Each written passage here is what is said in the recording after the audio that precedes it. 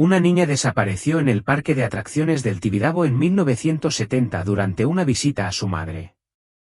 En un momento se estaba tomando fotos con un personaje disfrazado, al siguiente, desapareció entre la multitud y nunca más se la volvió a ver. A pesar de años de búsqueda desesperada, todas las pistas se perdieron y el caso se convirtió en otro misterio sin resolver.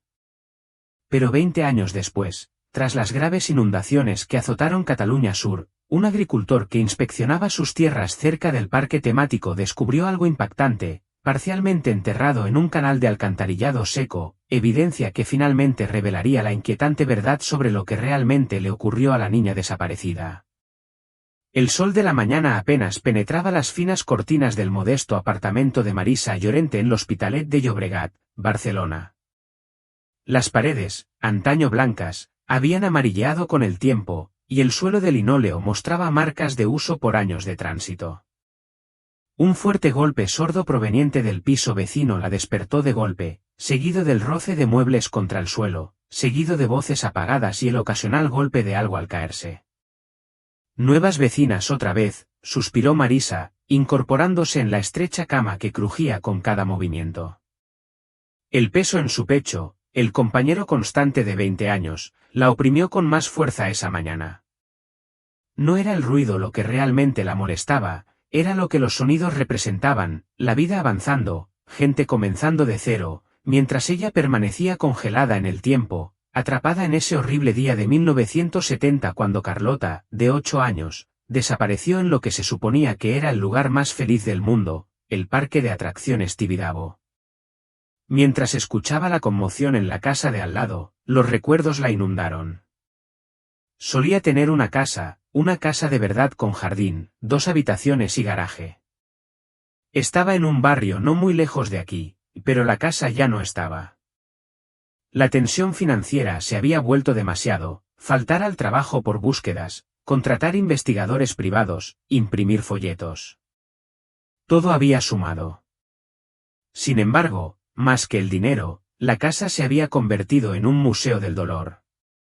Se suponía que mudarse a este apartamento la ayudaría a sanar, a finalmente dejar ir. Pero el rostro de Carlota todavía aparecía en sus sueños cada noche, y durante sus horas de vigilia veía a su hija en cada chica rubia con la que se cruzaba en la calle. 20 años después, la herida estaba tan fresca como si hubiera ocurrido ayer. Se dirigió al baño arrastrando los pies, pensando en refrescarse y quizás presentarse a los nuevos vecinos. Antes de que pudiera dar un paso más, sonó el teléfono de su mesita de noche. Miró el identificador de llamadas, Detective Noel Barrena. Hacía meses que no sabía nada de él. Descolgó el auricular con mano temblorosa. «Hola. Marisa, soy Noel Barrena». Su voz era cautelosa, mesurada. «Necesito que te sientes». Se dejó caer en el borde de la cama. «¿Qué pasa?» «Encontramos algo relacionado con el caso de Carlota». La habitación pareció inclinarse. Después de todos estos años de pistas falsas y callejones sin salida, había aprendido a protegerse con el pesimismo. «No necesito esto, Noel. Cada vez que encuentras algo pequeño, no lleva a ninguna parte. No puedo seguir haciéndome esto. Esto es diferente, Marisa. Esto es sustancial. Necesitamos que vengas al lugar del incidente para identificar algunos objetos». A pesar de sí misma, sintió un destello de esperanza. «¿Qué encontraste?» Un agricultor con terrenos cerca del parque de atracciones Tibidabo descubrió una vieja caja de almacenamiento, una maleta. Dentro había un disfraz de personaje y lo que parece ser un vestido de niña. «Marisa, parece el vestido que llevaba Carlota ese día en el parque». El teléfono casi se le resbala de la mano, lo agarró con más fuerza. «¿Estás segura?» «¿Por qué yo?» «Solo tú puedes confirmar si es suyo. Enviaremos a un agente a recogerte. Puedes estar lista en 15 minutos». La palabra salió apenas en un susurro, «Sí». «¿Estaré lista?» Tras colgar, Marisa se movió con repentina determinación. Se vistió rápidamente con pantalones y blusa, sin importarle que estuvieran arrugados. Mientras recogía su bolso, su mirada se posó en la vieja cámara Polaroid que estaba sobre su cómoda. La había conservado todos estos años, incapaz de separarse de ella, aunque rara vez la usaba. Era la misma cámara que había usado aquel día en el parque de atracciones del Tibidabo. Impulsivamente, la cogió, comprobó el compartimento de las pilas, estaba muerto, por supuesto, y rebuscó en el cajón de los trastos hasta encontrar pilas nuevas. Las cambió con manos apenas temblorosas, pensando que la cámara podría ser útil para documentar lo que hubieran encontrado. Cumpliendo su palabra, un agente llegó exactamente 15 minutos después. La ayudó a subir al coche patrulla. El lugar está en Cornellà de Llobregat, le dijo mientras se alejaban del complejo de apartamentos, cerca de un canal de alcantarillado seco que bordea el parque de atracciones Tibidabo. Cornellà de Llobregat, no está lejos. Carlota podría haber estado tan cerca todos estos años. El trayecto duró solo 10 minutos, pero se le hicieron eternos. Al llegar, Marisa vio que la escena ya estaba llena de actividad. Los agentes habían acordonado una zona cerca del canal de hormigón, y pudo ver a gente uniformada tomando fotografías y medidas. Una cinta amarilla ondeaba con la brisa matutina. La detective Barrena la recibió al bajar del coche. Parecía mayor de lo que recordaba, su cabello era más canoso que castaño y tenía profundas arrugas alrededor de los ojos. 20 años los habían envejecido a ambos. Marisa, gracias por venir. Quiero presentarte a Jaime Becerra. Él fue quien encontró la maleta. Un hombre curtido, de unos 60 años, se adelantó, gorra en mano, con el rostro profundamente bronceado y las manos ásperas y callosas. Señora, dijo Jaime con voz suave, siento mucho lo de su chica. En cuanto vi lo que había en esa maleta, llamé a la policía enseguida. Dígale lo que me dijo a mí, le pidió el detective Barrena. Jaime se aclaró la garganta. Salí esta mañana a revisar mi terreno, tuvimos una gran inundación la semana pasada, y quería ver qué daños había. El canal de alcantarillado que atraviesa mi propiedad lleva años seco, pero la inundación se llevó gran parte del sedimento acumulado. Fue entonces cuando lo vi, una maleta roja parcialmente enterrada en el lodo. Continúa, animó el detective. Al principio pensé que quizás solo era basura, pero algo me pareció raro. Era viejo, muy viejo. Cuando lo abrí, hizo una pausa, tragando saliva, había un disfraz dentro. Un disfraz de conejo, como los que usaban en el parque de atracciones. Y debajo, un vestido de niña, azul con flores. Todo estaba descolorido y cubierto de tierra. Se había mojado con los años. Cuando vi ese vestido, supe que algo malo había pasado. Fue entonces cuando los llamé. El detective Barrena tocó suavemente el codo de Marisa. ¿Listo para mirar? Ella asintió, sin confiar en su voz. La llevaron hasta donde varios técnicos forenses habían dispuesto los objetos sobre una lona azul. La maleta roja estaba a un lado, su cuero estaba agrietado y descolorido, pero fue el contenido esparcido junto a ella lo que le hizo temblar las rodillas a Marisa. ¿Puedo tocarlos?, preguntó con voz apenas audible. Hemos reunido todas las pruebas que necesitamos, dijo uno de los técnicos, entregándole los guantes de látex. Solo ten cuidado. Con manos temblorosas, Marisa se puso los guantes y se arrodilló junto a la lona. El vestido estaba casi irreconocible, lo que antes era azul pálido ahora era un gris turbio, y las margaritas bordadas apenas se veían. Pero al levantarlo con cuidado y revisar las costuras del forro interior, supo que era suyo. Las lágrimas le corrían por la cara. Este es el vestido de Carlota. Lo hice yo misma. ¿Lo ves?, señaló una pequeña imperfección en el dobladillo. Tuve que rehacer esta sección porque me había equivocado de medida. Dejó el vestido con cuidado y se volvió hacia el disfraz. La cabeza del conejo lucía un estado de descomposición grotesco, el pelaje, antes blanco, se había amarilleado y enmarañado, el relleno se había desmoronado y los ojos de Maya estaban rotos, creando la ilusión de párpados cerrados. La detective Barrena le entregó una fotografía, una que les había dado hacía 20 años. En ella, Carlota aparecía radiante junto a un conejo blanco frente al castillo de la Bella Durmiente, con las manos entrelazadas. Este disfraz, dijo Marisa entre lágrimas, se ve diferente al de la foto. La tela se ha desgastado, explicó el detective. 20 años de exposición a la humedad y la suciedad. El relleno se encogió, los materiales se degradaron. Pudo ver restos de lo que había sido, una cinta rosa alrededor del cuello, ahora descolorida y manchada, los restos de una camisa decorada con corazones, pantalones de terciopelo que casi se habían desintegrado. Un técnico forense se acercó. No hemos encontrado huellas dactilares ni en el exterior ni en el interior, el agua las arrastró. Marisa sacó su cámara Polaroid. Los agentes parecieron sorprendidos, pero ella explicó, para mis propios registros, aunque no la encontremos, quiero recordar que encontramos esto. Tomó varias fotos, el flash de la cámara iluminaba los tristes objetos. Cada imagen emergía lentamente de la cámara, y las guardó con cuidado en su bolso, guardando por fin esta parte de la historia de su hija. Acompañado por un recuerdo o una oración, la reunión se sumió en un silencio reverente. Finalmente, al acercarse el mediodía, la gente comenzó a dispersarse. Cada miembro de la familia y amigo abrazó a Levi y a Esther, murmurando palabras de consuelo que se habían repetido tantas veces que se sentían desgastadas como piedras de río. Nos vemos en la iglesia el domingo, dijo Samuel, acomodándose el sombrero negro en la cabeza. Gracias por ser anfitriones este año, añadió Rebecca.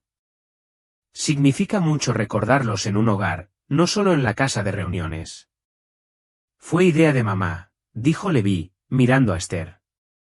Pensó que estar aquí, donde Aarón pasó tanto tiempo, podría acercarnos a la comprensión. Uno a uno, los coches se alejaron por el camino de grava hasta que solo quedaron Levi y su madre. Esther empezó a recoger las fotografías y los papeles, con movimientos cuidadosos y pausados. Te ayudaré a volver a colocar los muebles en su sitio, ofreció. No, madre. Descansa.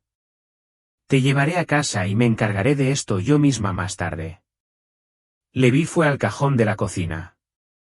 Sus dedos sintieron el peso familiar de 2 llaves de latón en un sencillo llavero, una para la casa de Aarón y otra para la granja abandonada en la parcela que Aarón había poseído.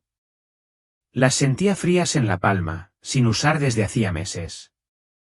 Caminaron hacia su coche. Una de las pocas concesiones que su Ordnung le permitía al mundo moderno era que Levi tuviera un coche para su negocio de muebles. Ayudó a Esther a subir al asiento del copiloto, con el corazón apesadumbrado por otro año transcurrido sin respuestas. Mientras conducían la corta distancia hasta su pequeña casa en la propiedad familiar, no podía quitarse de la cabeza la imagen de ese chaleco de policía colgado entre la ropa lavada de su cuñada, una nota alegre e incongruente en lo que debería haber sido una mañana normal hace una década. Después de dejarla, Levi decidió ir directo a casa de Aarón. Solo tardó 10 minutos por los caminos rurales que había estado evitando. La vista de la propiedad vacía siempre le provocaba emociones difíciles. Al entrar en la entrada, cubierta de maleza, notó cómo el arce que Aarón había plantado se alzaba imponente sobre el porche, con sus ramas raspando el techo. La llave giró con dificultad en la cerradura. Dentro, el aire era viciado y cargado de polvo. Rectángulos pálidos en las paredes marcaban los lugares donde antes colgaban cuadros. Ripka había empacado la mayoría de los objetos de valor y personales después del primer año, cuando la esperanza del regreso de la familia empezó a desvanecerse. Levi empezó a buscar por los lugares más obvios. El armario del pasillo no contenía más que excrementos de ratón y unas cuantas perchas de alambre. El trastero junto a la cocina, donde Miriam guardaba sus conservas, estaba vacío, salvo por los estantes polvorientos. Subió las estrechas escaleras, cada escalón crujía bajo su peso. La puerta del dormitorio principal estaba entreabierta. El marco de la cama seguía sin el colchón de hacía años, pero a los pies de la cama había un baúl de madera que recordaba. Levi se arrodilló junto a él y levantó la tapa. Las bisagras protestaron, pero aguantaron. Dentro, Ripka había ordenado cuidadosamente objetos que debían de parecer demasiado personales como para descartarlos, pero demasiado dolorosos para mantenerlos a la vista todos los días: una camisa de trabajo de hombre que todavía conservaba la forma de los hombros de Aarón, un caballo de juguete de madera de un niño, desgastado por el manejo, y, cuidadosamente doblado en la parte superior, el chaleco fluorescente de la policía. Lo levantó con cuidado. Policía estaba estampado en la espalda con letras reflectantes, y en la parte delantera, un pequeño parche decía P. Brenner con una costura impecable. El chaleco estaba limpio, cuidadosamente lavado y secado por Miriam hacía 10 años. Levi cerró el cofre con cuidado y se puso de pie, chaleco en mano. Sacó su celular, otro artículo de primera necesidad, y buscó el número personal del agente Brenner. Habían intercambiado información de contacto años atrás, cuando Brenner ayudó a investigar el vandalismo en la mueblería. El teléfono sonó 4 veces antes de saltar al buzón de voz. El saludo familiar de Brenner le pidió que dejara un mensaje. Levi terminó la llamada sin decir nada. Explicarlo con una grabación le pareció incorrecto. Consideró llamar directamente a la comisaría, pero dudó. La relación de los Amis con las fuerzas del orden inglesas era respetuosa pero distante. La idea de navegar por una red telefónica y dar explicaciones a un operador, posiblemente con varias transferencias, parecía peor que esperar. Era mejor tratarlo cara a cara, como era su costumbre. Levi se metió el chaleco bajo el brazo y bajó las escaleras. Cerró la casa con llave y se dirigió a su coche, pero se detuvo. Algo lo inquietaba, una vieja conversación con Aarón años antes de la desaparición. Su hermano había mencionado la presión de los promotores inmobiliarios que querían comprar el terreno para algún proyecto. Con la curiosidad de saber si esos planes habían dado algún resultado, Levi rodeó la casa por detrás. La vista desde el porche trasero mostraba tierras de cultivo sin cambios que se extendían hasta el horizonte. Cualquier desarrollo planeado nunca se materializó. Las mismas cercas de rieles divididos marcaban los límites de la propiedad, el mismo robledal se alzaba como centinela en el otro extremo del terreno de Aarón. 10 años y nada había cambiado. Regresó a su coche, colocó el chaleco con cuidado en el asiento del copiloto y se apuntó mentalmente que debía revisar la casa. Estas propiedades no podían permanecer abandonadas para siempre. La comisaría de New Holland era un modesto edificio de ladrillo a las afueras de la ciudad, con la bandera estadounidense ondeando con la brisa de la tarde. Levi aparcó con cuidado y cruzó las puertas de cristal, con el chaleco bajo el brazo. El interior olía a café y cera para suelos. Un joven agente estaba sentado tras el mostrador de recepción. Buenas tardes, dijo Levi. Busco al agente Paul Brenner. ¿Está disponible? El oficial de recepción, cuya placa decía Jenkins, levantó la vista. ¿Brenner? Lleva trabajando desde el mediodía. ¿Puedo ayudarle o tomarle un mensaje? Levi movió el chaleco entre sus manos. Es un asunto personal. Tengo algo que le pertenece, de hace tiempo. Jenkins se encogió de hombros. Es difícil decir cuándo volverá. Podría ser en una hora, podría ser al final del turno. Puedo tomar tus datos y pedirle que te llame.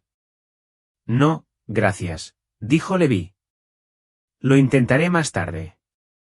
Prefiero atenderlo en persona. Como quieras, respondió Jenkins, volviendo a su pantalla. Suele estar aquí por la mañana si quieres intentarlo mañana. Levi asintió y salió de la estación. De vuelta en su coche, se sentó un momento, considerando sus opciones. Aún faltaba revisar la granja, y como ya estaba por allí, podría regresar más tarde o mañana por la mañana. Salió del pueblo en coche, tomando la sinuosa carretera que conducía a las propiedades más rurales. La granja de Aaron se asentaba en 40 acres de tierra fértil, separada de la propiedad de la casa, a unos 15 minutos adentrándose en el campo. A mitad de camino, pasando por una zona de granjas Amish, notó algo extraño en la propiedad de los Youder. Dos hombres con uniformes oscuros estaban junto a una camioneta negra, y Jacob se alejaba de ellos, con las manos levantadas en un gesto defensivo. Levi se detuvo inmediatamente y salió del coche. Al acercarse, oyó voces que se alzaban. «Te lo dije ayer y anteayer», decía Jacob con un inglés con acento, «esta tierra no está a la venta. Ha pertenecido a mi familia durante generaciones».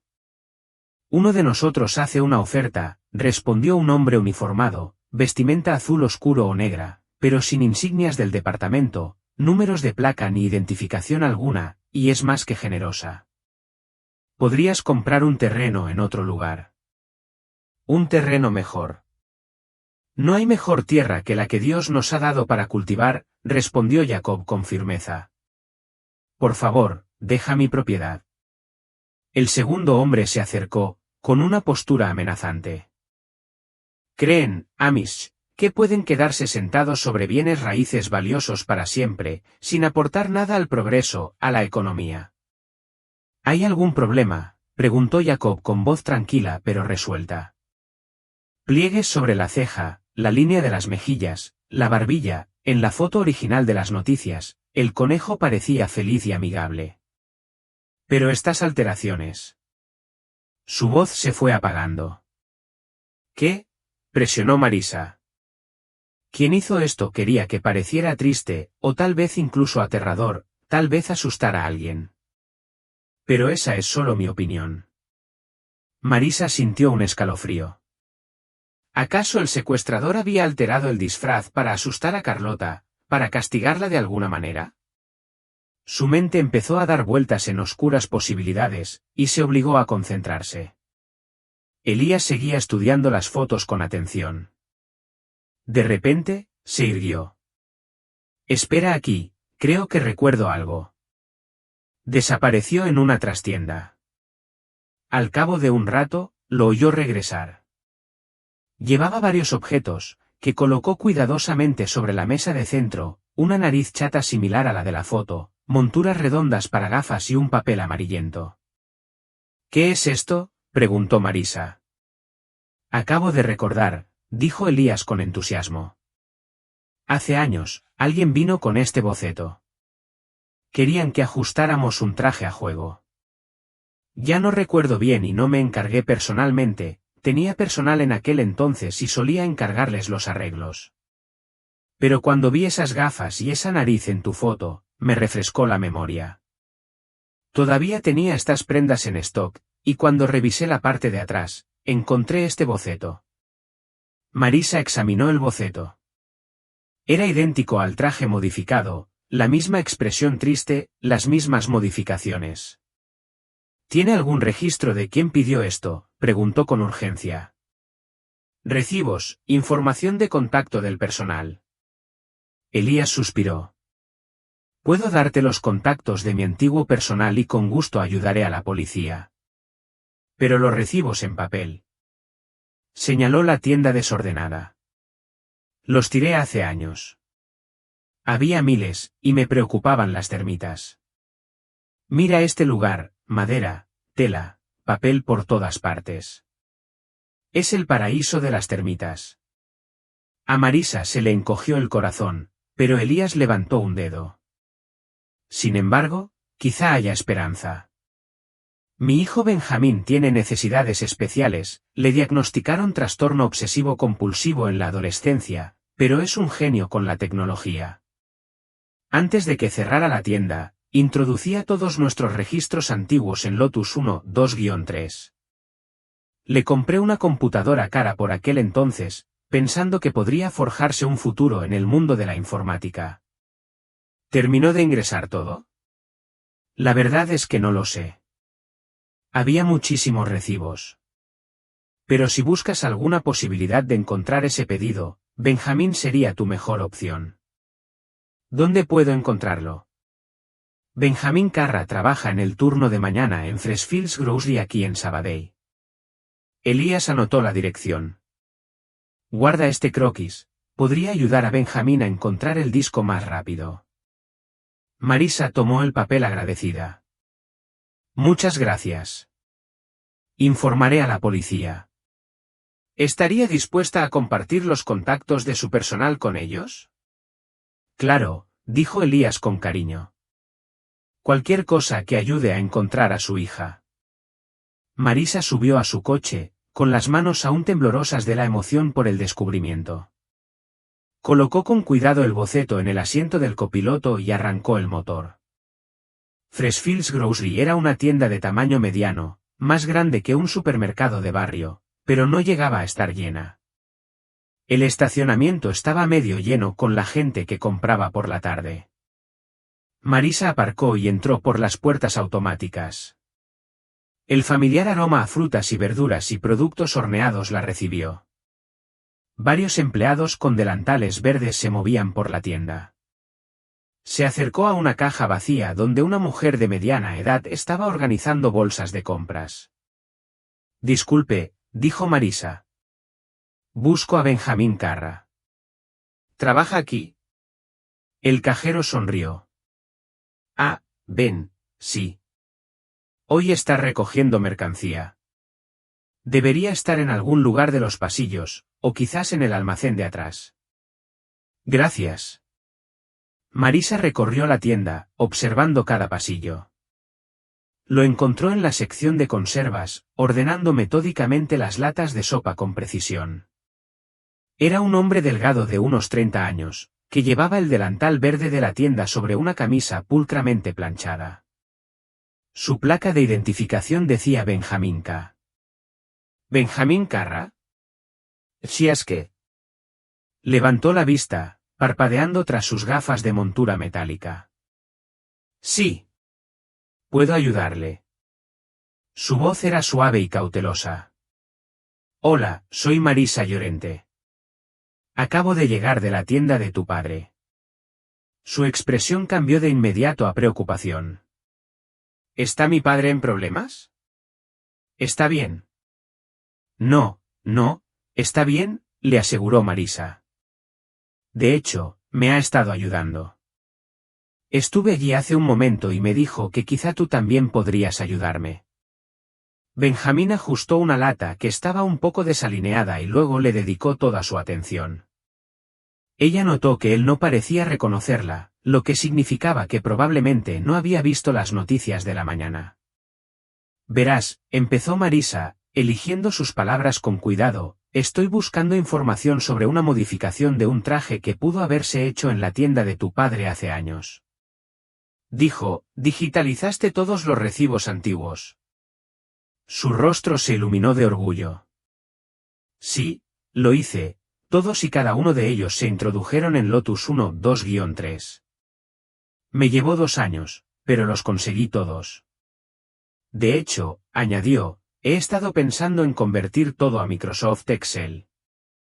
Cada vez es más popular y la funcionalidad es superior, pero no he tenido tiempo.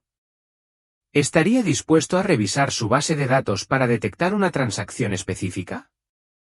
Benjamín miró su reloj, un Casio digital que mantenía perfectamente sincronizado. Con gusto ayudaría, pero todavía estoy de turno. Salgo a las 2 de la tarde, que es en. Volvió a mirar. 28 minutos y 43 segundos. Tengo mi portátil en mi casillero. Podemos mirarlo entonces, si te parece bien. Sería maravilloso, dijo Marisa. Muchas gracias.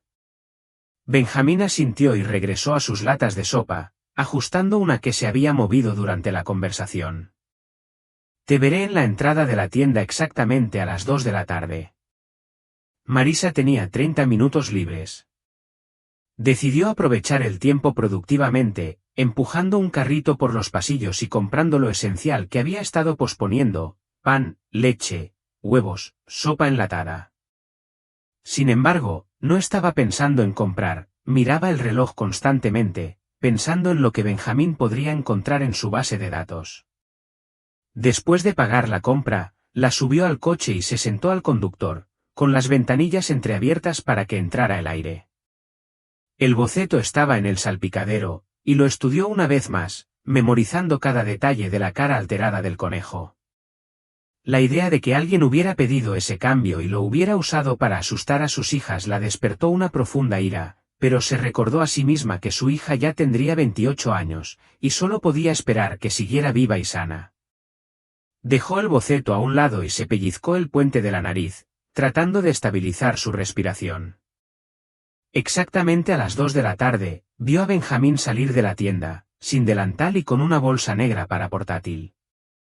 Se quedó de pie junto a la entrada, observando el aparcamiento metódicamente hasta que la vio en su coche.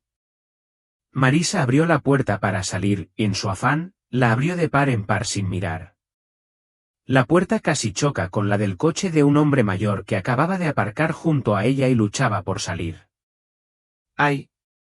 Exclamó Marisa. Lo siento mucho.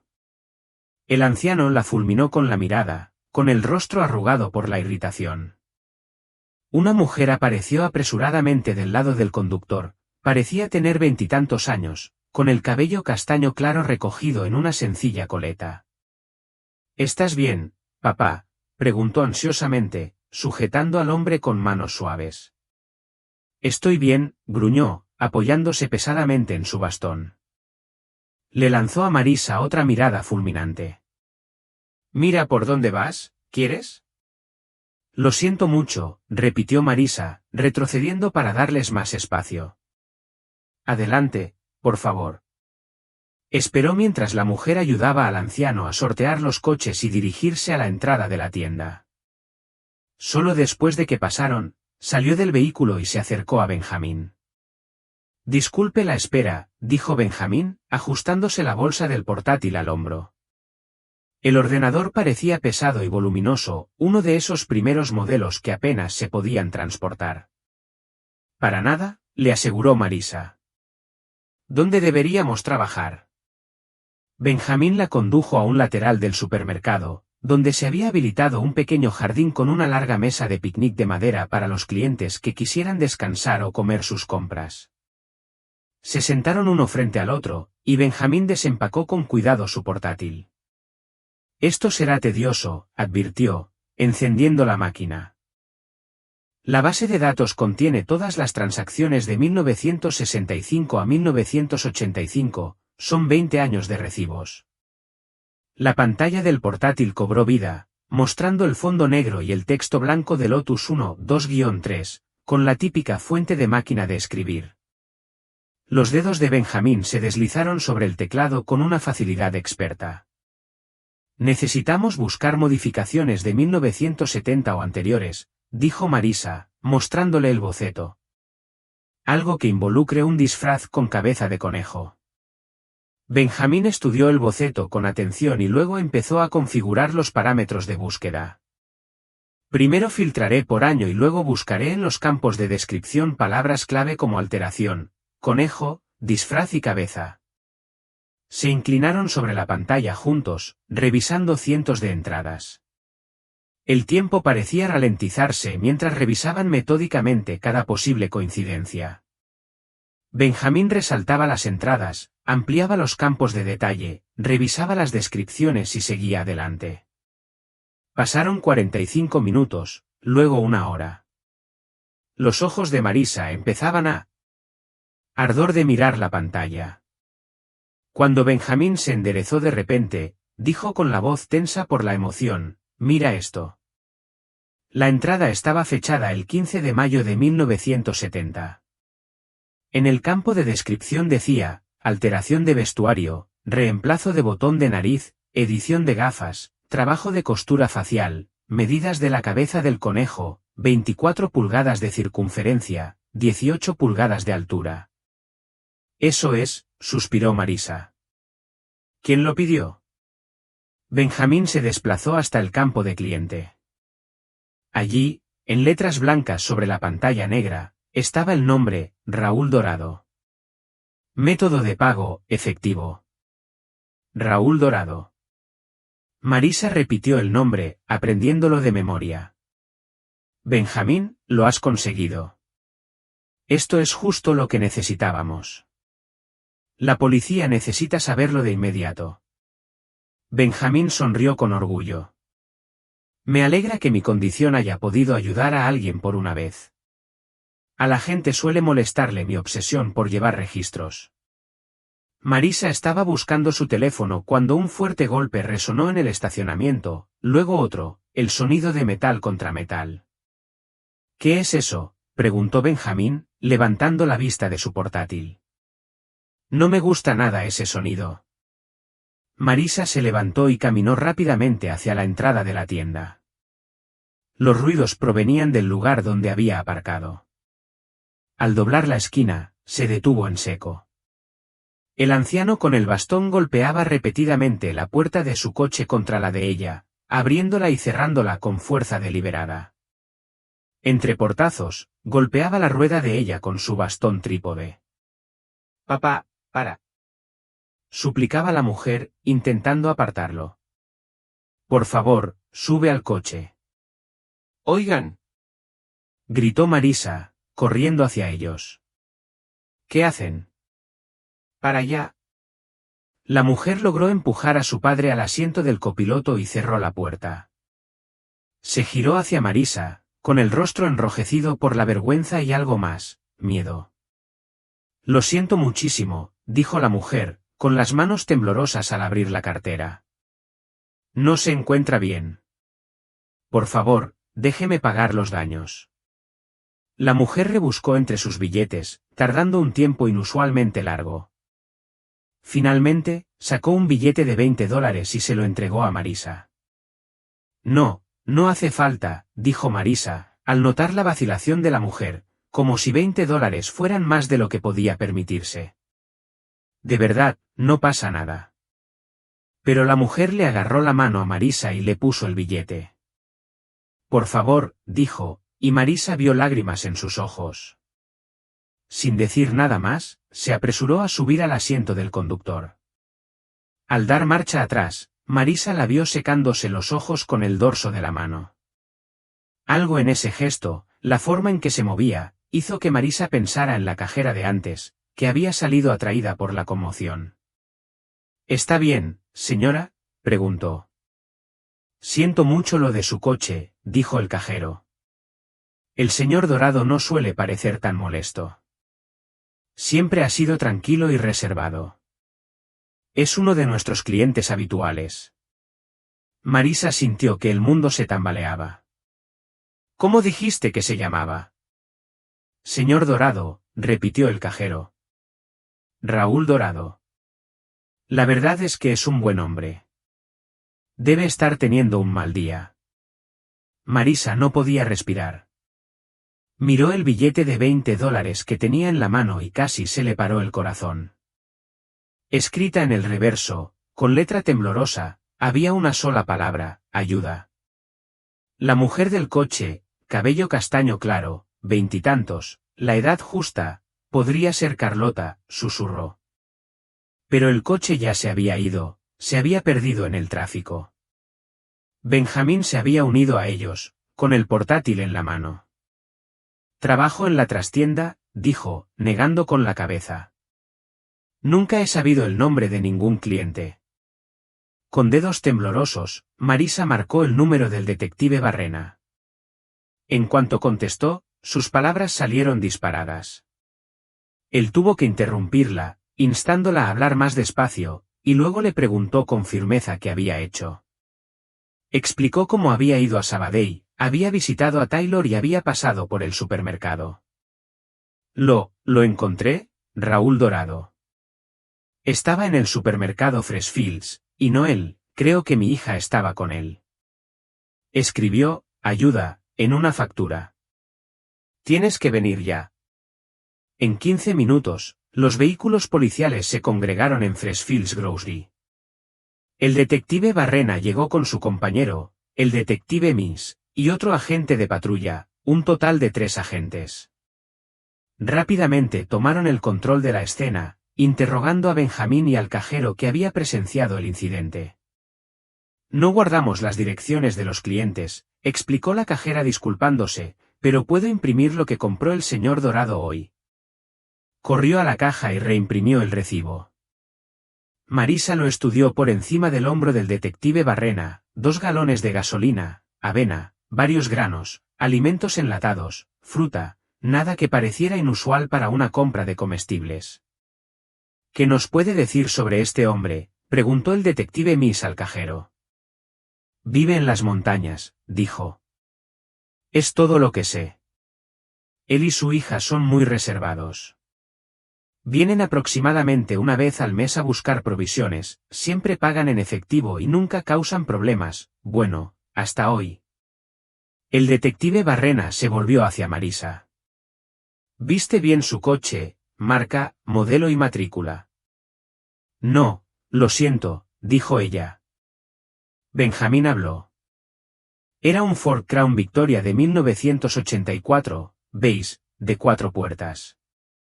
No vi la matrícula. Me distrajo el ruido que hacía con las puertas del coche. El detective se comunicó inmediatamente con su radio. Despacho, soy el detective Barrena. Necesito que se comuniquen con el Departamento de Vehículos Motorizados, DMV.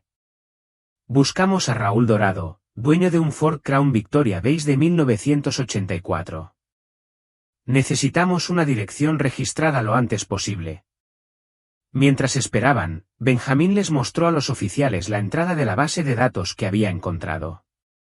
El detective Miss tomó notas detalladas mientras el detective Barrena coordinaba con la central. Tras varios minutos de tensión, la radio cobró vida. Detective, la búsqueda en el DMV muestra que Raúl Dorado posee un Crown Victoria beige de 1984. Su domicilio social es Mountain View Road 4786, Valdenuria. Esa es nuestra pista, dijo el detective Barrena. Adelante. Marisa corrió a su coche. Benjamín dudó junto a la ventanilla. ¿Puedo ir? Me siento muy comprometida con esto, quiero ayudar. Sube, dijo Marisa sin dudarlo. Formaron un convoy, siguiendo a los coches patrulla mientras se dirigían a las laderas. La carretera ascendía gradualmente, dejando atrás la expansión suburbana. Las casas eran cada vez menos numerosas y estaban más separadas, y los robles se apiñaban cerca de la carretera. La dirección los condujo a una casa deteriorada, apartada de la carretera. El lugar parecía abandonado, ventanas oscuras, pintura descascarada, maleza que crecía lo suficiente como para alcanzar la puerta principal. Ningún coche a la vista. El detective Miss examinó la propiedad cuidadosamente antes de entrar. Salió al césped descuidado, gritando una vez, y luego más fuerte. Al no obtener respuesta, se acercó a la puerta principal, probó el picaporte y miró por las ventanas polvorientas. Después de un momento, retrocedió y negó con la cabeza. Esto no parece habitado, observó el detective Miss, haciendo un gesto a sus oficiales para que comenzaran a inspeccionar el perímetro. Pero Benjamín ya había notado algo. Mira, dijo, señalando el camino de tierra. Huellas de neumáticos recientes. Alguien estuvo aquí hace poco. El detective Barrena se agachó, examinando las huellas. Buena observación, tiene razón. Estas tienen quizá 2 días, 3 como mucho. Pero mire este lugar, la maleza, la descomposición. Nadie ha vivido aquí regularmente durante años. Dorado debe haber venido solo a robar o esconder algo. Se levantó y volvió a su radio. Despacho, necesitamos refuerzos en Mountain View Road 4786. También inicien el papeleo para una orden de registro. El sospechoso no se encuentra en las instalaciones, pero estuvo aquí recientemente. Estas pistas conducen hacia afuera. El detective Miss observó las huellas con la mirada. Entonces, ahí es donde vamos. El detective Barrena decidió, todos a sus vehículos. Sigan las huellas, pero manténganse detrás de nosotros. Conduzcan con cuidado, estos caminos de montaña pueden ser peligrosos. Continuaron su persecución, siguiendo las huellas de los neumáticos a medida que el camino se adentraba en las montañas. El terreno se volvió cada vez más accidentado, con densos bosques de robles a ambos lados y apenas atisbos de casas aisladas entre los árboles. Estas cabañas parecen antiguas, le comentó Marisa a Benjamín. Construcción de los años 30 o 40, por el estilo. Nos adentramos en la Val de Núria, en plena sierra de Sabadell. Benjamín asintió, agarrando el pomo de la puerta mientras Marisa pasaba por una curva especialmente pronunciada. Aquí arriba está aislado, es el lugar perfecto para esconderse. Finalmente, las huellas de neumáticos los llevaron a un lugar donde el camino pavimentado dio paso a la grava. Las huellas se volvieron más difíciles de seguir, entrecruzándose con las de otros vehículos. La voz del detective Barrena se escuchó por la radio. Vamos a registrar esta zona. El coche no debe haber ido muy lejos. Manténganse cerca y no se alejen solos. Llegaron más patrullas de refuerzo, cuya presencia resultaba tranquilizadora en la creciente penumbra del atardecer. Los agentes se dispersaron, revisando caminos secundarios y entradas ocultas. El tiempo parecía difuminarse mientras la búsqueda continuaba. Llamaron a las puertas de las pocas cabañas habitadas que encontraron, preguntando por Raúl Dorado, pero nadie parecía saber su nombre, lo que desconcertó a todos en una comunidad montañosa tan pequeña. Los vecinos solían conocerse. Finalmente, llegaron al final del camino transitable. Más allá se extendía un sendero pavimentado, bloqueado por una pesada puerta metálica. Un cartel decía, Parque Natural del Montseny, solo personal autorizado. El detective Barrena examinó la puerta, probando el pesado candado. Esto está bien cerrado. Más allá de aquí, es terreno federal. Carl palideció. No sé de qué hablas. Todo esto es un error. El único error fue tuyo, dijo Marie, leyéndole sus derechos mientras lo guiaba hacia un coche patrulla. Mientras tanto, el equipo táctico había irrumpido en el cobertizo del generador. Jack y Marie se acercaron mientras los agentes salían con sospechosos esposados, hombres de aspecto rudo que irradiaban violencia incluso bajo custodia. El interior del cobertizo reveló de inmediato su verdadero propósito. Unas escaleras conducían a un sótano impregnado de un hedor químico. El laboratorio de metanfetamina era enorme, aparatos de vidrio, resistencias, tanques de precursores químicos de calidad profesional, capaces de producir cantidades masivas. En una habitación lateral, encontraron más víctimas, mujeres desde adolescentes hasta treintañeras, todas con signos de cautiverio y abuso. Una agente les habló suavemente en español, asegurándoles su seguridad. Una de las mujeres mayores, más valiente que las demás, intervino, trabajamos en el laboratorio, empaquetando, limpiando. Pero a las jóvenes. Señaló a las adolescentes. Las reservan para algo especial, para nuevos clientes. Nuevas parejas. Recompensa mensual para los policías que las ayuden. Jack tuvo que salir, luchando contra las náuseas. Esto iba más allá de la corrupción.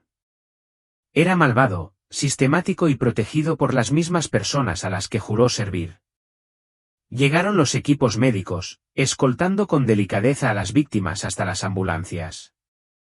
El transporte de arrestos empezó a llenarse de sospechosos. Los equipos de pruebas invadieron el laboratorio, documentándolo todo. Necesitamos recuperar esos restos, le dijo Jack a Marie. Antes de que alguien más intervenga. Encontraron a otro oficial que los acompañara y regresaron al lugar donde Carl había cavado su tumba apresuradamente.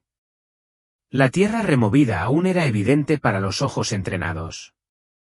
Con la pala abandonada de Carl, excavaron cuidadosamente los restos y los colocaron en una bolsa de evidencia con la reverencia que merecían. Laura, susurró Jack. Después de 13 años, la habían encontrado. De vuelta en el coche con las pruebas aseguradas, Jack recordó una pieza crucial: necesitamos a Belinda Carlson. Su testimonio lo conecta todo. Marie ya estaba marcando cuando Belinda contestó. La voz de Marie era firme pero amable. Señorita Carson, soy el detective Estrada. Hemos arrestado a Carl Bowen y tenemos pruebas de Richard Ensley. Varios agentes están involucrados. Es hora de cumplir su promesa. Hubo una larga pausa, y luego dijo, gracias a Dios. Sí, sí. Iré. Enviaremos una unidad para escoltarlos sanos y salvos a la estación. Jack cogió la radio. Despacho, se necesita una unidad para la avenida Fairmont 2855, San Feliu de Guildhall. Escolta para un testigo. La planta de tratamiento de agua parecía ahora una zona de guerra, patrullas por todas partes, sospechosos detenidos, víctimas recibiendo atención médica. Habían descubierto algo monstruoso, oculto a plena vista, protegido por placas y la confianza pública. Volvamos, dijo Marie. Es hora de tener una conversación seria con Richard Ensley. La comisaría de San Feliu de Guildhall se había convertido en un caos controlado. Los sospechosos de la planta de tratamiento de aguas pasaban por el registro, esposados y con el rostro ceñudo. Los agentes actuaban con una eficiencia demostrada, procesando pruebas, presentando informes, coordinándose con múltiples agencias. La magnitud de lo que habían descubierto aún se estaba asimilando. Jack y Marie presentaron sus pruebas al secretario de la propiedad, la bolsa con los restos, la pala de Carl y fotografías de ambas escenas. Cada objeto se registró meticulosamente y se conservó la cadena de custodia. En la sala de interrogatorios 2, un oficial uniformado les dijo, Ensley ya está allí. El capitán los quiere a ambos. A través del espejo unidireccional, Richard Ensley parecía más pequeño de lo que Jack lo había visto jamás. El supervisor, confiado, había desaparecido, reemplazado por un hombre sudoroso y esposado, cuya mirada recorrió nerviosamente la habitación. Marie tomó la iniciativa, acomodándose en la silla frente a Richard mientras Jack se sentaba tranquilamente a su lado, estudiando al hombre en quien había confiado durante 2 décadas. Esta entrevista se está grabando. Están presentes la detective Marie Estrada, el sargento Jack Monroe y el supervisor Richard Ensley. Señor Ensley, le han leído sus derechos. Esto es un error, dijo Richard, pero su voz carecía de convicción. Lo que creas que viste, lo que vimos, interrumpió Marie con calma, fue que le entregaste un soborno a Belinda Carson esta tarde. Los vimos a ti y a Carl Bowen trasladando restos humanos del Parque Natural del Delta del Ebro. Seguimos a Carl hasta un laboratorio de metanfetamina donde recolectaba drogas y traficaba con mujeres. La señora Carson ha declarado detalladamente cómo le pagaste para que cambiara su testimonio hace 13 años. El rostro de Richard pasó por varios tonos de palidez. Nos seguiste desde el parque hasta el centro de tratamiento, confirmó Jack. Lo vimos todo. El silencio se prolongó entre ellos. La respiración de Richard se volvió dificultosa y su camisa se oscureció por el sudor. ¿Qué pasó en 1977? Preguntó Jack en voz baja. ¿Qué le pasó a mi esposa? Richard se quedó mirando la mesa un buen rato. Cuando por fin levantó la vista, algo se le había roto en los ojos. Bien, dijo. Ya lo sabes todo. Estoy harto de esto, 13 años de mirar por encima del hombro, esperando este día. Respiró hondo, tembloroso. Mi mejor oportunidad ahora es un acuerdo con la fiscalía, así que aquí está, todo. Marie se inclinó hacia adelante, con el bolígrafo sobre su bloc de notas. Laura detuvo una furgoneta esa noche, 18 de noviembre de 1977. Una parada de tráfico rutinaria cerca de los antiguos muelles industriales de Moss Landing, a las afueras de San Feliu de Guildhall. Ella no lo sabía, pero esa furgoneta transportaba un cargamento de metanfetamina desde la planta de tratamiento de agua hasta los muelles para su distribución. Las manos de Jack se apretaron debajo de la mesa, pero permaneció en silencio. El conductor entró en pánico, era un corredor de poca monta. probablemente bajo los efectos de su propia droga. Le disparó por la ventanilla del copiloto, la golpeó en el hombro y la hizo girar. Estaba herida, sangrando, pero no muerta. «¿Y te llamaron?», dijo Marie. No era una pregunta. Richard asintió con tristeza. Yo era su infiltrado, ya lo había sido durante 2 años. Pagaban bien, y me dije a mí mismo que solo estaba haciendo la vista gorda, que no estaba realmente involucrado. Pero cuando llamaron esa noche, se frotó la cara. Envié a Carl, le dije que se encargara antes de que los refuerzos pudieran responder a su última posición.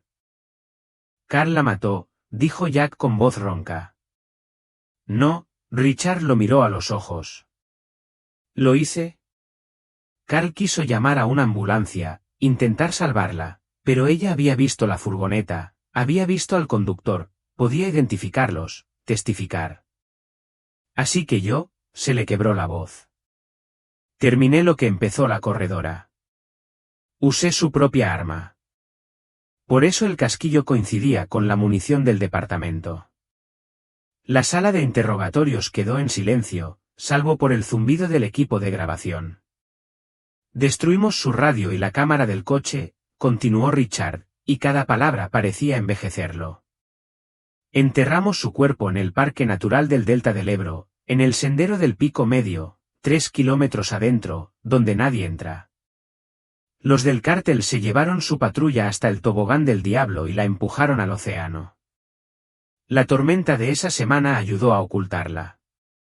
¿La sangre en el maletero?, preguntó Marie. De moverla.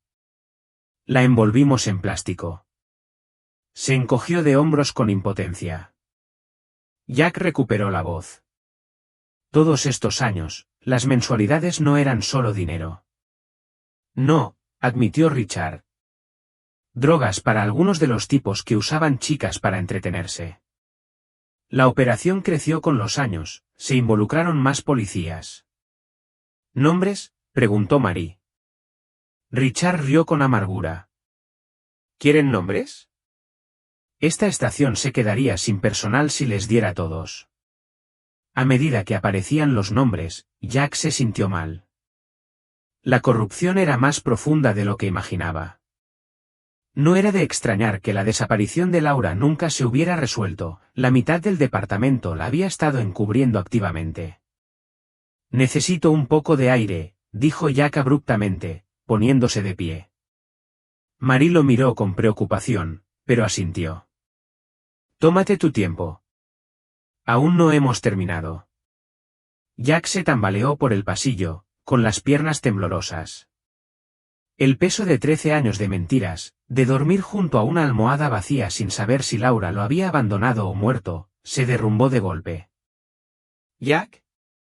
Levantó la vista y vio a Belinda Carson sentada en un banco cerca de las salas de entrevistas, con las manos entrelazadas nerviosamente sobre el regazo.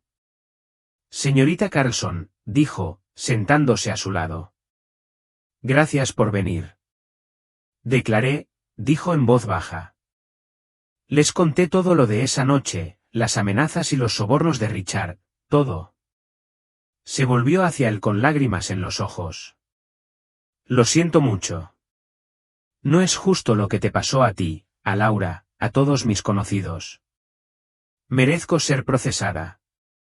Les quité el dinero, les guardé sus secretos. Jack estudió su rostro curtido, viendo el peso que había cargado. Te intimidaron para que guardaras silencio. Te amenazaron. El fiscal lo tendrá en cuenta. Pero aún así. Diste la cara cuando era necesario, interrumpió Jack con suavidad.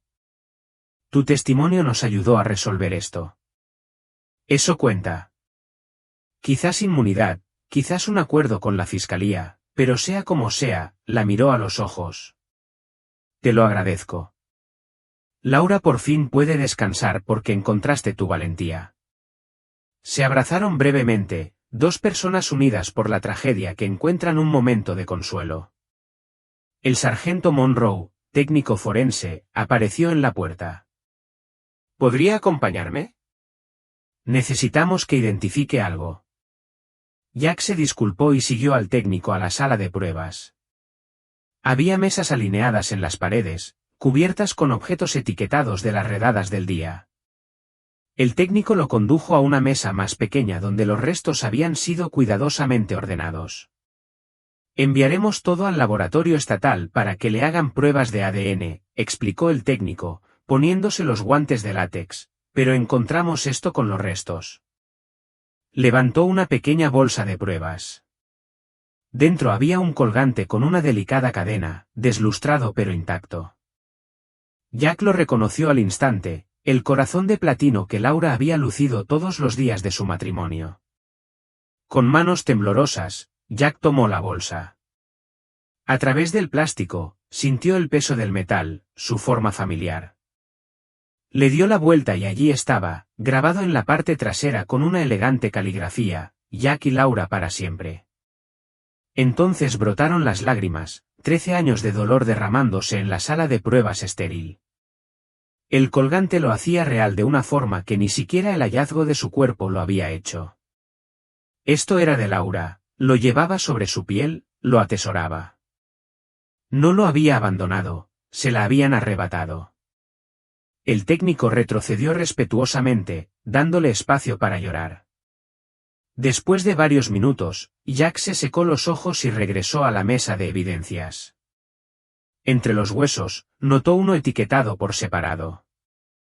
Encontramos eso en el bolsillo de Carl Bowen, explicó el técnico. Un hueso de un dedo, lo tomó como una especie de trofeo. Malditos bastardos, murmuró Jack. Estos hombres llevaban placas, hacían juramentos, traicionaron todo lo que representaban las fuerzas del orden. Tocó suavemente la bolsa que contenía los huesos. Por fin te encontré, Laura. Ya puedes descansar.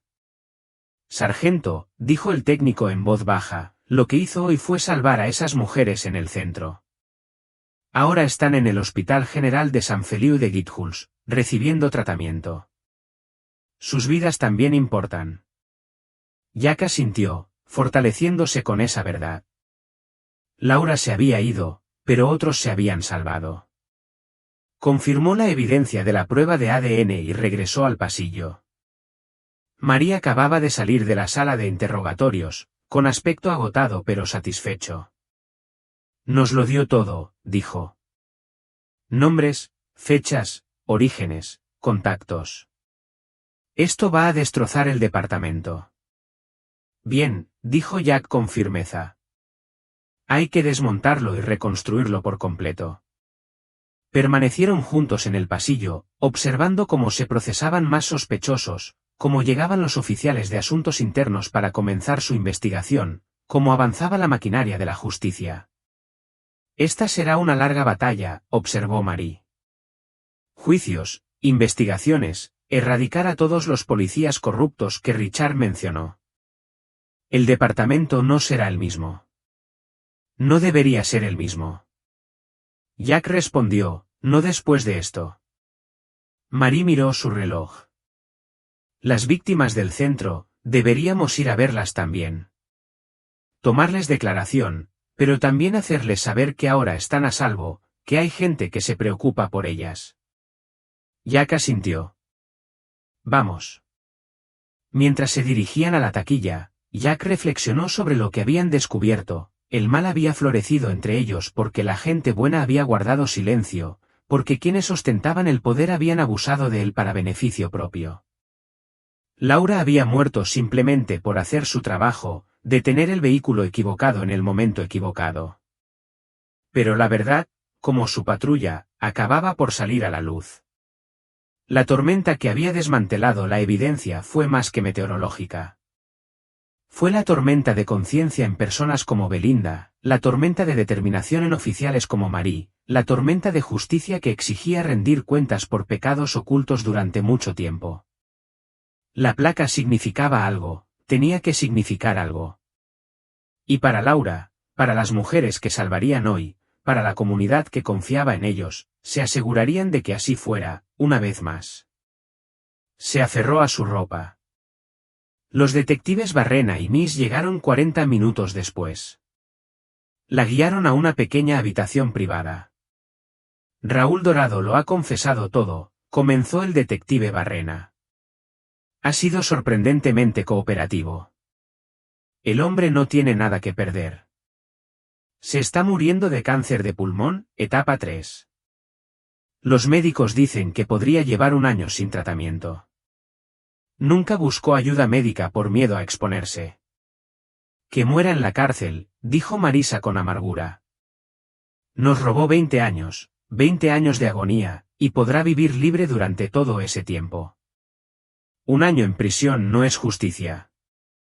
Si tuviera dinero, pagaría su tratamiento yo misma, lo mantendría con vida para que cumpla 20 miserables años tras las rejas.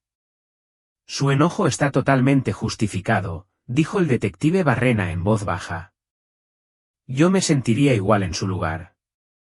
Abrió su libreta. Dorado nos dijo que los había estado observando. Vivía en su edificio, en realidad, en el mismo apartamento, antes de que se mudaran. Dijo que le gustaba observar a la gente que vivió allí después de él.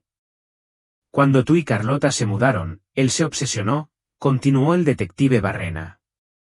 Decía que Carlota era dulce y hermosa, que no podía dejar de pensar en ella. Marisa se sintió mal. ¿Nos acechaba? Sí. Aprendió tus hábitos.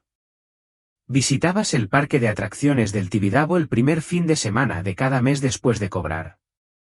Marisa confirmó, era nuestra tradición especial. Pasó meses preparándose.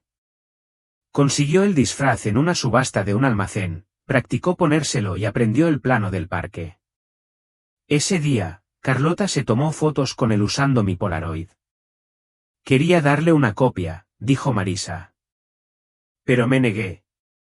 ¿Por qué le daría nuestra foto a un desconocido? Eso lo molestó. Más tarde, cuando comprabas palomitas, apareció de nuevo. Carlota reconoció el disfraz y se acercó. Cuando la saludó, le prometió una visita especial, un mundo secreto de Alicia en el País de las Maravillas que otros niños desconocían, y la acompañó por una salida de servicio para empleados. ¿Por qué nadie lo vio?, preguntó Marisa, aunque sabía la respuesta. La seguridad era mínima para los estándares actuales, y Raúl probablemente se sabía de memoria el horario y las idas y venidas del personal. No había cámaras de seguridad en ese momento, y las descripciones de los testigos eran vagas, solo un conejo. El caso se trató oficialmente como el de un niño que se alejó entre la multitud, sin pruebas concretas de delito. El parque de atracciones Tibidabo no lo reconoció públicamente. Finalmente, la pista se perdió. ¿Qué le pasó durante todos estos años?, preguntó Marisa, temiendo la respuesta. La llevó a la primera casa que visitamos. Le dijo que habías muerto en un accidente y que la estaba adoptando informalmente. La educó en casa cuando tenía unos 12 años. Vio un cartel de persona desaparecida en el supermercado, fue entonces cuando los trasladó a la cabaña.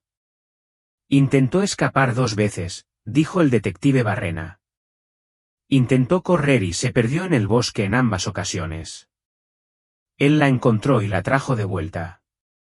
Nunca la golpeó, pero la manipulación emocional fue constante. Usar el disfraz para asustarla mientras la drogaba era solo una cosa, y hacerla completamente dependiente de él. Con el tiempo, dejó de resistirse y empezó a llamarlo, papá. De adulta, él era todo lo que conocía. Cuando registramos la cabaña, encontramos señales de que ella lo había estado cuidando, tazones de avena junto a la cama, ropa de cama para adultos.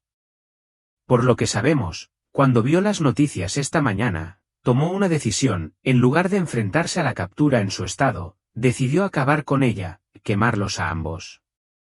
¿Estaba él? Marisa no pudo terminar la pregunta. Niega cualquier abuso sexual. Lo confirmaremos con Carlota y los médicos, pero su obsesión parece haber sido por posesión, ¿no? Marisa asintió, sintiéndose ligeramente aliviada, pero aún con náuseas. Salieron de la habitación y encontraron a Elías Carra sentado frente a la habitación de Benjamín, haciéndose sonar las manos. ¿Cómo está?, preguntó Marisa. Dicen que estará bien, dijo Elías con lágrimas en los ojos. Quemaduras, inhalación de humo, pero nada grave. Ese chico le salvó la vida a alguien hoy. Salvó a mi hija, dijo Marisa, tomando las manos del anciano. Sin ustedes dos, esto no habría sucedido. Gracias. Un médico con uniforme quirúrgico se acercó. ¿Eres la madre de Carlota? Sí. Ambos pacientes se encuentran estables.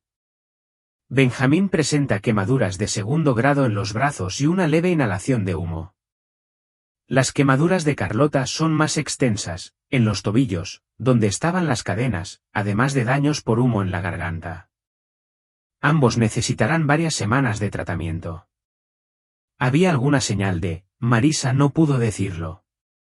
No hay evidencia de abuso sexual, dijo el médico con suavidad. Puede verlos ahora, pero solo brevemente, necesitan descansar. Primero entraron a la habitación de Carlota. Estaba recostada, con tubos de oxígeno en la nariz y vendas en brazos y piernas. Al ver a Marisa, se le llenaron los ojos de lágrimas. Mamá, susurró con voz ronca. Te extrañé muchísimo. Hija mía, dijo Marisa, tomando con cuidado la mano sin vendar de Carlota. Nunca dejé de mirarla. Quería volver a casa, dijo Carlota. Pero nunca lo logré. Después de un tiempo, me convencí de que estabas muerta. Era más fácil que tener esperanzas, hasta esta mañana, cuando te vi en las noticias. El detective Barrena preguntó amablemente, ¿cómo veías las noticias si vivías en esa cabaña? Íbamos a la casa vieja a limpiar una vez al año, explicó Carlota. Raúl insistió. Fue entonces cuando encendió la televisión para comprobar si seguía funcionando. Cuando vio el informe sobre el hallazgo del disfraz, entró en pánico. Corrimos a la cabaña. Quería quedarse allí, pero luego se puso paranoico, por eso fuimos a la tienda a por gasolina. ¿Por qué no escapaste?, preguntó Marisa. Él confió en ti, dijo Carlota con el rostro desencajado. Después de 20 años, había aprendido a vivir con ello. Lo compadecía, estaba viejo y enfermo. Pensé que cuando muriera, podría empezar de cero. Lo siento mucho, mamá. No hay nada que disculparse, dijo Marisa con firmeza. Lo que pasaste se llama síndrome de Estocolmo. Puedes encariñarte con quienes te hacen daño. Experimente algo de eso con tu difunto padre. Se trasladaron a la habitación de Benjamín, donde estaba sentado en una silla de ruedas, con los brazos vendados. Su padre le sostenía la mano. Carlota, dijo Marisa, estos son Benjamín y Elías Carra. Son la razón por la que te encontramos. Benjamín arriesgó su vida para salvarte. Carlota miró a Benjamín con asombro. Gracias, susurró. Me alegro de que estés a salvo, dijo Benjamín, ajustándose las gafas con nerviosismo. Apareció una enfermera. Una foto, dijo al ver la cámara Polaroid de Marisa. Luego todos necesitan descansar. Se acomodaron, Carlota en su cama, Marisa a su lado, Benjamín en su silla de ruedas con Elías detrás. La enfermera tomó la cámara y tomó la foto. A medida que la imagen se desarrollaba lentamente, Marisa pensó en la extraña cadena de acontecimientos, una inundación que dejaba al descubierto una maleta escondida, un viejo Thor que reconocía costuras alteradas, un joven con TOC cuyo meticuloso registro proporcionaba un nombre crucial, cada persona desempeñaba un papel esencial. A veces, dijo en voz baja, nunca sabemos cómo nuestras acciones podrían ayudar a alguien. Elías, tú guardaste ese boceto. Benjamín, tú preservaste esos registros. Sin ustedes dos, Carlota seguiría perdida. La Polaroid terminó de revelarse, mostrando 4 rostros, 2 reunidos después de décadas, 2 que habían hecho posible ese reencuentro. No era una foto perfecta, estaban vendados, exhaustos, en una habitación de hospital estéril, pero para Marisa, Era la foto más hermosa que jamás había tomado.